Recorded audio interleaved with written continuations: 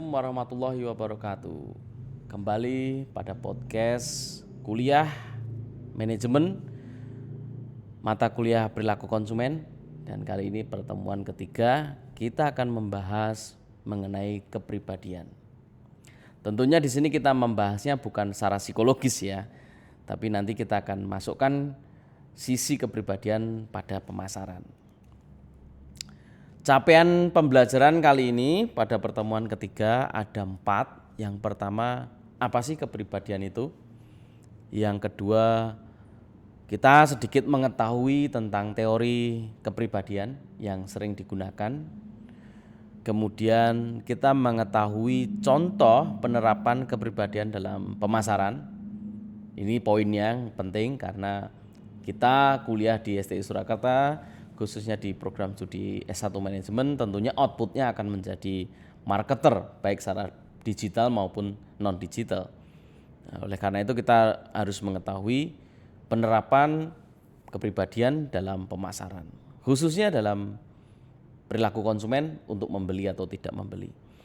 Dan yang keempat, kalian tentunya teman-teman mahasiswa STI Surakarta bisa memberikan contoh.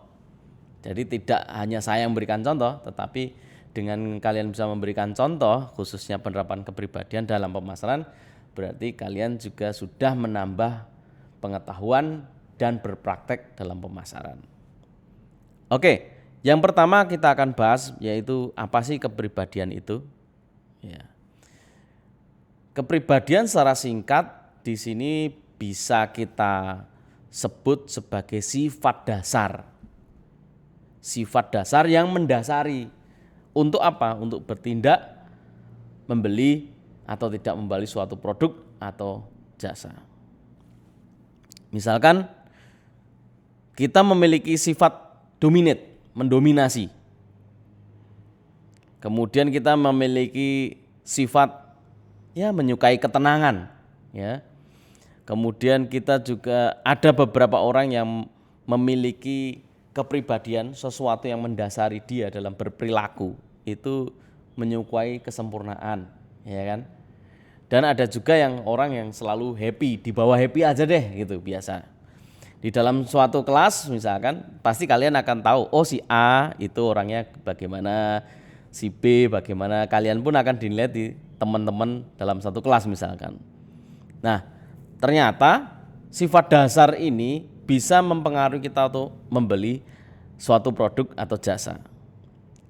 Sifat dasar ini bisa kita contohkan misalkan dalam hal sepatu. Ya, membeli sepatu bisa dipengaruhi oleh sifat yang mendominasi. Membeli sepatu bisa dipengaruhi oleh sifat kepribadian kita yang tenang.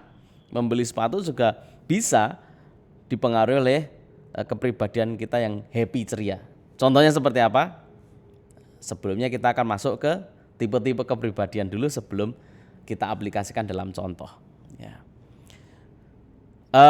Teori kepribadian salah satu yang kita pakai adalah Hippocrates dan Gilanus. Dia membagi kepribadian itu ada 4. Ada juga yang lebih ya. Yang kita pakai yang di sini teori Hippocrates dan Gilanus. Teori yang lain atau tipe-tipe kepribadian yang lain bisa kalian dapatkan di materi-materi pengayaan di buku-buku perilaku konsumen yang ada di dalam RPP RPS mata kuliah ini. 4 tipe kepribadian tersebut yaitu sanguis, orang yang ceria, koleris, orang yang memimpin, plekmatis, orang yang berkepribadian tenang, dan melankolis, orang yang berkepribadian perfect atau sempurna. Nah, ini yang kita pakai untuk kita masukkan ke dalam contoh pemasaran. Nah, misalkan kalau kita atau teman kita seorang calon konsumen dalam memilih sepatu, jika dia memiliki kepribadian sanguis atau ceria, tentunya dia akan memilih sepatu berdasarkan kepribadian tersebut, ya kan? Nah, contohnya di sini saya ambil Nike. Di gambar poster Nike ini tergambar suatu sepatu yang bisa mewakili kepribadian calon konsumen. Kenapa? Di sini Nike menggambarkan bahwa sepatunya itu warna-warni sekali. Dan ini biasanya orang yang ceria. Warna-warni ini digambarkan perusahaan Nike untuk sebuah keceriaan, fun, sangat fun, berbagai warna ada.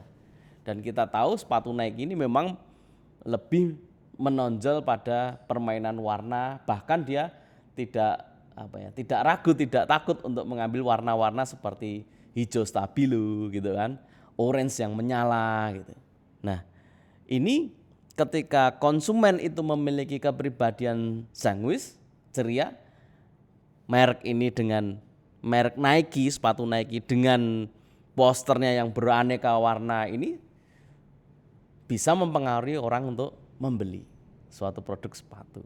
Nah, kemudian digeser di sebelah kanan, kepribadian koleris atau memimpin. Nah, ini sangat apik ketika kita melihat poster, di mana poster ini dibikin oleh tim pemasaran Adidas, dan di situ memakai seorang atlet pelari yang sangat mendominasi suatu pertandingan, suatu cabang atletik yaitu lari, namanya Bolt gitu ya. Nah, ini bisa sangat mempengaruhi orang dengan kepribadian koleris. Seseorang yang memiliki kepribadian koleris, dia memiliki kecenderungan yang mendasari adalah memimpin suatu memimpin itu mendominasi teman-temannya, mendominasi di orang lain gitu, mendominasi itu dia akan melakukan pembelian, bukan termotivasi ya, melakukan pembelian berdasarkan kepribadian koleris, membeli sepatu Adidas. Kemudian melankolis, sempurna. Ini saya contohkan suatu merek Brooks, mungkin jarang kita dengar ya. Meeting the earth on more comfortable terms. Ya, jadi sepatu yang sangat sempurna ketika bahan yang dipakai oleh produsen sepatu Brooks ini suatu bahan yang sangat nyaman dan sempurna sekali dengan tekstur dari bumi, tekstur dari permukaan lari misalkan. Nah, ini tentunya bisa memacu konsumen yang memiliki sifat melankolis mencari hal-hal sempurna, yang memiliki kepribadian sempurna untuk membeli sepatu Brooks. Dan yang keempat, contoh untuk perilaku atau contoh untuk kepribadian pragmatis yang cenderung tenang, di mana dia digambarkan pada iklan tersebut, di poster tersebut, yaitu sepatu New Balance. Ya, di situ digambarkan bahkan orang tua pun sangat nyaman sekali memakai New Balance. Nah, ini calon konsumen atau kalian yang mau membeli sepatu, jika memiliki kepribadian yang pragmatis, yang cenderung memilih untuk tenang, nggak usah banyak memilih, nggak usah banyak kecemasan dalam memakai sepatu, ya memakai sepatu New Balance. Dan ini dikemas dalam iklannya New Balance, dipakai, divisualisasikan di situ, dipakai oleh orang yang sudah tua pun masih nyaman gitu. Nah, ini setidaknya perilaku konsumen ini dipengaruhi oleh kepribadian.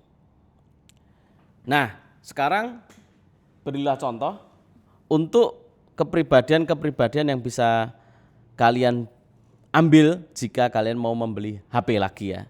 Nah, ini saya contohkan HP yang lebih mudah ya, karena kalian pastinya tentunya merasakan sebuah gadget yang kalian pakai itu untuk apa, dan kalian kasih contoh berdasarkan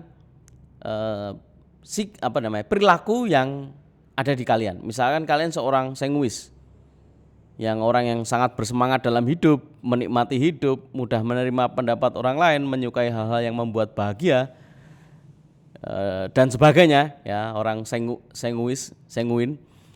Jika kalian memiliki kecenderungan kepribadian sanguin, kira-kira HP seperti apa dan mengapa kalian membeli HP tersebut? Apakah iklannya menonjolkan promosi yang cocok dipakai untuk orang yang sanguis? Nah, atau bahkan misalkan seorang yang perfeksionis, melankolis, ya, bagaimana dia membeli suatu HP, harus perfect seperti apa, merek apa, fiturnya apa, boleh kalian sebutkan jika kalian memiliki kecenderungan kepribadian yang melankolis. Oke, bahan tersebut bisa kita jadikan diskusi online pada LMS, dan tentunya kalian bisa menyesuaikan kepribadian kalian yang lebih menonjol tentunya, karena mungkin kepribadian ini, saya juga melankolis tapi juga koleris misalkan, tapi pilih salah satu saja yang menonjol di diri kalian dan bagaimana cara kalian memilih suatu merek HP berdasarkan kepribadian tersebut. Sampai jumpa di pertemuan keempat. Assalamualaikum warahmatullahi wabarakatuh.